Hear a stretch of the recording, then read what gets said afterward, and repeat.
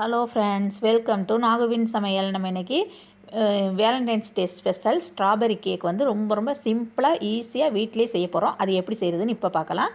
அப்புறம் நம்ம சேனலில் வந்து கிவ்அவே அனௌன்ஸ் பண்ணியிருக்கு. அதாவது நம்ம போட்டிருக்க ஃபஸ்ட்டு வீடியோவிலேருந்து 1,00,000 சப்ஸ்கிரைபர்ஸ் ரீச் ஆகிறது வரையும் போடுற எல்லா வீடியோஸையும் கண்டினியூஸாக பார்க்கணும், லைக் பண்ணணும், ஷேர் பண்ணணும், முக்கியமாக சப்ஸ்கிரைப்பும் கமெண்ட்டும் பண்ணியிருக்கணும். அதுதான் இதோட ரூல்ஸு.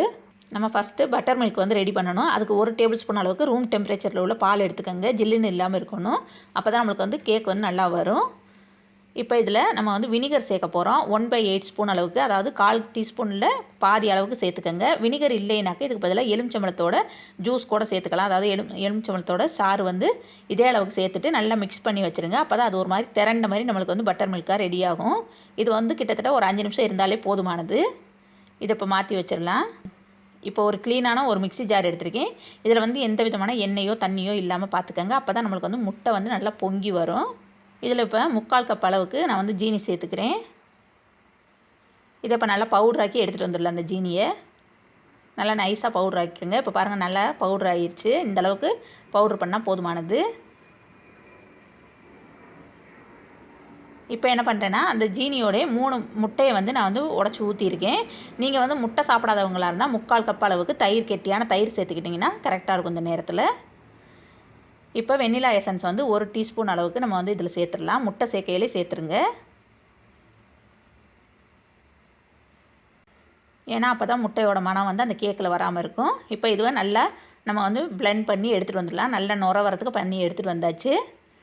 இப்போ இதில் 1/3 கப் அளவுக்கு ஆயில் சேர்த்துக்கலாம். நல்லெண்ணெய், தேங்காய் எண்ணெய் தவிர எந்த ஆயில் வேணாலும் இதில் சேர்த்துக்கலாம். நம்ம இதை ஆயிலை சேர்த்துட்டு ரொம்ப பீட் பண்ண வேணாம். ஒரு 2-3 சுற்றி எடுத்துகிட்டு வந்தாலே போதுமானது. இல்லைன்னா அந்த முட்டை வந்து பொங்கி வந்தது வந்து அமுங்கி போயிடும். இப்போ எண்ணெயும் சேர்த்து பிளெண்ட் பண்ணி எடுத்துகிட்டு வந்துட்டேன்னா, இப்போ நம்ம கடைசியில் அந்த பட்டர் மில்க் ரெடி ஆயிடுச்சு இல்லை, அந்த பட்டர் மில்க்கை வந்து இதில் சேர்த்துடலாம். எண்ணெய் சேர்த்ததுக்கப்புறம் பிளெண்ட் பண்ணதுக்கப்புறம் தான் இதை சேர்க்கணும். சேர்த்துட்டு இப்போ அதுவையும் நல்லா அரைச்சி பிளெண்ட் பண்ணி எடுத்துகிட்டு வந்துட்டேன். இப்போ ஒரு க்ளீனான ஒரு பவுல் எடுத்துக்கோங்க. இதுலேயும் எந்த விதமான எண்ணெயும் தண்ணியும் இருக்கக்கூடாது. அந்த நம்ம அரைச்ச அந்த இதுவை வந்து முட்டை இதுவை வந்து சேர்த்தாச்சு. இப்போ நான் வந்து 1 டீஸ்பூன் அளவுக்கு மில்க் எசன்ஸ் சேர்க்குறேன். இந்த மில்க் எசன்ஸ் உங்கள் கையில் இல்லைனாக்கா நீங்கள் வந்து சேர்க்க தேவையில்லை. ஆனால் மில்க் எசன்ஸ் என்கிட்ட இருக்கிறதுனால நான் வந்து சேர்க்குறேன். இது ஆப்ஷனல் தான். இப்போ டேரெக்டாக ஒரு சல்லடை வச்சுருக்கேன். வச்சுட்டு இதில் அப்படியே நான் வந்து மாவை வந்து சலிக்க போகிறேன். நீங்கள் மாவை சலிச்சிட்டு கூட சேர்த்துக்கலாம். 1 கப் அளவுக்கு மைதா மாவு தான் எடுத்திருக்கேன் இன்றைக்கி நான். அந்த மைதா மாவை சேர்த்தாச்சு. அப்புறம் 3/4 டீஸ்பூன் அளவுக்கு பேக்கிங் பவுடர் சேர்க்கணும். இப்போ ஃபஸ்ட்டு 1/2 டீஸ்பூன் சேர்த்துருக்கேன். அப்புறம் ஒரு 1/4 டீஸ்பூன் சேர்க்குறேன். மொத்தத்தில் 3/4 டீஸ்பூன் சேர்த்தாச்சு. இப்போ ஒரு 1/4 டீஸ்பூன் அளவுக்கு பேக்கிங் சோடா சேர்க்குறேன். இப்போ 1/4 டீஸ்பூன் அளவுக்கு உப்பு சேர்க்குறேன். சேர்த்துட்டு இதை வந்து கொஞ்சம் கொஞ்சமாக சலிச்சுட்டு நம்ம வந்து மிக்ஸ் பண்ணி கொஞ்சம் கொஞ்சமாக சலிச்சு மிக்ஸ் பண்ணிக்கணும். ஒரேடியாக சலிச்சு விட்டுட்டு மிக்ஸ் பண்ணக்கூடாது. அப்புறம் கட்டியாக வந்துடும். இப்போ கொஞ்சமாக சலிச்சிருக்கேன். இன்னும் மிக்ஸ் பண்ணிக்கலாம். அதுக்கப்புறமே கொஞ்சம் சலிச்சுக்கலாம். அப்புறம் கொஞ்சம் மிக்ஸ் பண்ணிக்கலாம். அதே மாதிரி எல்லாத்தையும் சலித்து எடுத்துடலாம் நம்ம.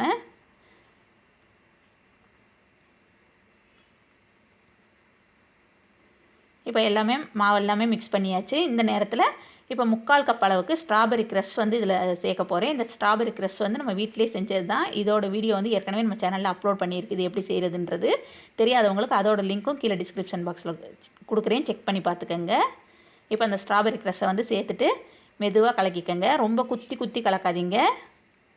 அப்படி இல்லைனாக்கா, உங்கள்கிட்ட வந்து ஸ்ட்ராபெரி க்ரஷ் இல்லைனாக்கா நீங்கள் என்ன பண்ணலாம்னா, ஃப்ரெஷ்ஷான ஸ்ட்ராபெரியையும் கூட அரைச்சிட்டு இதில் வந்து சேர்த்துக்கலாம். அந்த மாதிரி அரைச்சி சேர்க்குற ஸ்ட்ராபெரி கேக் வந்து நம்ம சேனலில் ஏற்கனவே அப்லோட் பண்ணியிருக்கு. தெரியாதவங்களுக்கு அதோட லிங்க்கும் கீழே டிஸ்கிரிப்ஷன் பாக்ஸில் கொடுக்குறேன். செக் பண்ணி பார்த்துக்கோங்க. அப்படி இல்லைன்னா நம்ம கட் பண்ணி கூட சேர்த்துக்கலாம். இப்போ வந்து 1/2 டீஸ்பூன் அளவுக்கு ஸ்ட்ராபெரி எசன்ஸ் சேர்க்குறேன். ஸ்ட்ராபெரி எசன்ஸ் வந்து சேர்க்கணுன்னு கட்டாயம் கிடையாது. நீங்கள் வந்து சேர்த்திங்கன்னா கொஞ்சம் நல்ல மனமும் சுவையும் கிடைக்கும். அப்படி இல்லைனாக்கா நம்ம வந்து ஃப்ரெஷ்ஷான ஸ்ட்ராபெரி அரைச்சி போட்டோம்னாக்கா இது வந்து சேர்க்க தேவையில்லை. இப்போ என்கிட்ட இருக்கிறதுனால நான் வந்து சேர்த்துருக்கேன். அந்த எசன்ஸும் சேர்த்துட்டு நல்லா கிண்டி விட்டுக்கோங்க. ஓரத்தில் இருக்க மாவெல்லாம் வலிச்சு விட்டுட்டு இந்த மாதிரி ஸ்பேச்சுலா வச்சு கிண்டியாச்சு. இப்போ பாருங்கள், நம்மளுக்கு அந்த ஸ்ட்ராபெரி க்ரஷில் உள்ள ஸ்ட்ராபெரி நல்லா தெரியுது. இப்போ நான் வந்து 7 இன்ச் பேன் வந்து ஃபஸ்ட்டே க்ரீஸ் பண்ணி வச்சுட்டேன். ஆயில் தடவிட்டு பட்டர் பேப்பரை போட்டுட்டு அதில் வந்து அந்த மாவை வந்து சேர்த்துடலாம். பாதி மாவு கொட்டிட்டு நீங்கள் வந்து இடையில கூட கொஞ்சம் ஸ்ட்ராபெரி வந்து நறுக்கி போட்டு சேர்த்துக்கலாம். நான் வந்து எல்லா மாவையுமே சேர்த்துட்டேன். இந்த மாதிரி 3 தடவை டேப் பண்ணி விட்டுக்கோங்க. அப்போ தான் உள்ளே இருக்க ஏர் பப்பிள்ஸ்லாம் உடையும். 180 டிகிரிக்கு 10 நிமிஷம் அவன் வந்து ப்ரீஹீட் பண்ணி வச்சுருக்கேன். அந்த அவனில் தான் இன்றைக்கி நான் வந்து செய்ய போகிறேன். நீங்கள் இதே இது கடாயிலையோ குக்கர்லேயோ எதில் வேணாலும் செய்யலாம். உப்பு இல்லாட்டி மண் போட்டுட்டு ஒரு வயர் ரேக் வச்சுட்டு நான் வந்து இன்றைக்கி அவனில் தான் செய்ய போகிறேன். இது வந்து கிட்டத்தட்ட எனக்கு வந்து 50லேருந்து 55 நிமிஷம் ஆச்சு வேகிறதுக்கு. நீங்கள் வைக்கிற பேனை பொறுத்து நம்ம வைக்கிற இதுவை பொறுத்து இருக்குது வேகிற டைம். இப்போ பாருங்கள் நல்லா வெந்து எடுத்துகிட்டு வந்துட்டேன்னா ரொம்ப ரொம்ப சூப்பரான சாஃப்டாக அப்படி ஒரு சாஃப்டாக இருக்குது. நம்ம உள்ளார போட்டு அந்த ஸ்ட்ராபெரி க்ரஷ் எல்லாம் அழகாக தெரியுது பாருங்கள். அங்கே இங்கே சாப்பிட்றப்போ ரொம்ப சூப்பராக இருக்கும். இது வந்து ரொம்ப சாஃப்டாக இருக்கிறதுனால நான் என்ன பண்ணிட்டேன்னா 2 லேயராக தான் கட் பண்ணியிருக்கேன். 3 லேயராகலாம் கட் பண்ணலை. ஏன்னா எனக்கு பயமாக இருந்தது ரொம்ப மெல்லிசாக கட் பண்ணோம்னாக்க எங்கே உடஞ்சிருமோ இதுவாயிருமோ கேக்கு அப்படின்ட்டு. நான் அதனால் 2 லேயராக தான் கட் பண்ணியிருக்கேன். கையில் எடுக்கிறப்பையும் ரொம்ப சாஃப்டாக இருந்துச்சு. இப்போ நான் வந்து டேர்ன் டேபிளுக்கு பதிலாக ஒரு பவுல் வச்சுட்டு அது மேலே ஒரு தட்டு வச்சுருக்கேன். இப்போ கொஞ்சமாக க்ரீம் வந்து தடவிட்டு அது மேலே வந்து இதை வச்சுட்டேன். கேக் வச்சாச்சு. அது மேலே வந்து சுகர் சிரப்பு வந்து நல்லா இது பண்ணிடணும், ஊற்றி விட்டுறலாம். இந்த மாதிரி ஸ்பூன் வச்சு தானே சுகர் சிரப்பு வந்து மேலே ஊற்றுங்க. ஏன்னா நம்ம வந்து ப்ரெஷ் வச்சு இது பண்ணுறத விட இந்த மாதிரி ஸ்பூன் வச்சு ஊற்றுறது நல்லா இன்னமும் கேக் வந்து நல்லா ஊறி நல்லா ஜூஸியாக இருக்குது. நம்ம சாப்பிட்றப்ப ரொம்ப ரொம்ப சூப்பராக இருக்குது. அதனால் நான் இப்போ ப்ரெஷ் வந்து யூஸ் பண்ணுறதில்ல. இந்த மாதிரி ஸ்பூன் வச்சு தான் ஊற்றுறேன். நல்லா எந்த அளவுக்கு ஊற்றுறோமோ அந்தளவுக்கு அது வந்து ஊறி கேக்கு நம்ம சாப்பிட்றப்ப ரொம்ப ரொம்ப சூப்பராக இருக்குது ஸ்பான்ச்சியாக. இந்த மாதிரி ஓரமெல்லாம் நல்லா ஊற்றிக்கங்க. ஏன்னா ஓரத்தில் கொஞ்சம் ஹார்டாக இருக்க மாதிரி இருக்கும். அந்த சுகர் சிரப்பு ஊற்றிட்டு நம்ம என்ன பண்ணணும்னா அது கொஞ்சம் உறிஞ்சினதுக்கப்புறம் அதுக்கப்புறமா தான் க்ரீம் வந்து வைக்கணும். இல்லைன்னா நம்ம கேக்கு கட் பண்ணையில் அது வந்து நழுவிட்டு வந்துடும்.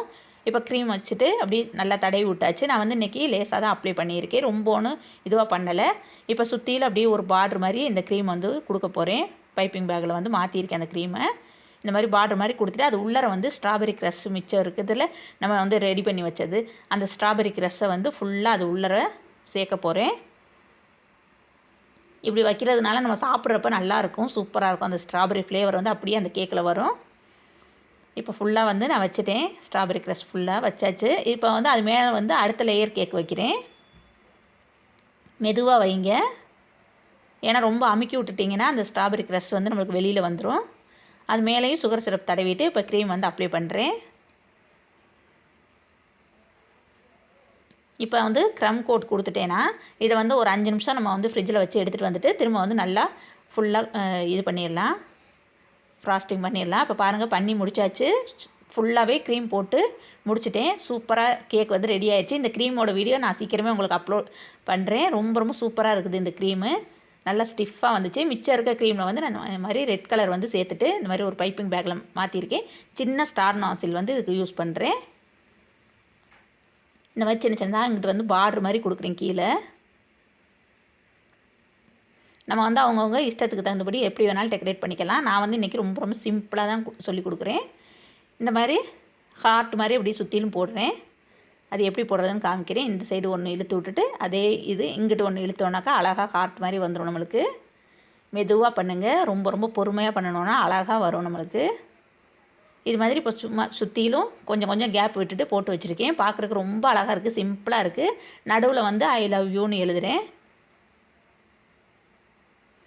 நீங்கள் வந்து இதுக்கு பதிலாக பூ வேணாலும் போட்டுக்கலாம், எப்படி வேணாலும் டெக்கரேட் பண்ணிக்கலாம் அவங்கவுங்க இஷ்டத்தை பொறுத்து. இது வந்து வேலண்டைன்ஸ் டேக்குங்கிறதுனால நான் வந்து ஐ லவ் யூன்னு எழுதி இது பண்ணுறேன். இப்போ நம்மளுக்கு கேக் வந்து ஈஸியாக ரெடி ஆயிடுச்சு. இதை இப்போ அப்படியே உடனே கட் பண்ணாதீங்க. குறைஞ்சது ஒரு 2 மணி நேரமாவது நம்ம வந்து ஃப்ரிட்ஜில் வச்சுருந்துட்டு கட் பண்ணோம்னா தான் அந்த க்ரீம் வந்து நல்லா செட் ஆகி நம்மளுக்கு சாப்பிட்றப்ப நல்லாயிருக்கும். கேக்கு அந்த சுகர் சிரப்பு எல்லாமே சூப்பராக ஊறி நல்லாயிருக்கும். இது வந்து நான் இன்றைக்கி கட் பண்ண வீடியோ இது வந்து வியூ வந்து உங்களுக்கு காமிக்க முடியாது. ஏன்னா என் வீட்டுக்கு வந்து கெஸ்ட் வரோன்னு சொல்லியிருந்தாங்க. அவங்க வந்ததுக்கப்புறம் கட் பண்ணலான்றதுக்காக நான் வந்து அவங்க வர்றதுக்காக வெயிட் பண்ணிகிட்ருக்கேன்.